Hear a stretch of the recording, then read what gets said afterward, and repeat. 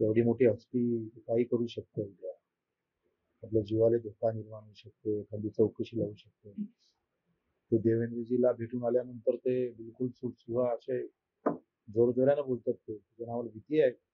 घबरावलेला आहे. एवढी मोठी हस्ती काही करू शकते उद्या. आपल्या जीवाला धोका निर्माण होऊ शकते, एखादी चौकशी लावू शकते. ते देवेंद्रजीला भेटून आल्यानंतर ते बिलकुल सुटसुहा असे जोरजोराने बोलतात ते. त्याच्या नावाला भीती आहे. घबरावलेला आहे. नवनीकरणाचा प्रचार विरोधकांना करावा लागेल, एका मंचावर बसून ते प्रचार करतील. मग आम्ही सांगितलं शिंदे साहेब, फडणवीस साहेबांपेक्षा आम्ही यांना खूप घबरावतो.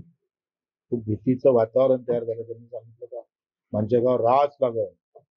तर मोठी भीती आहे. कार्यकर्त्याचे फोन आले म्हणे बच्चू काही करून एवढी मोठी हस्ती काही करू शकते उद्या.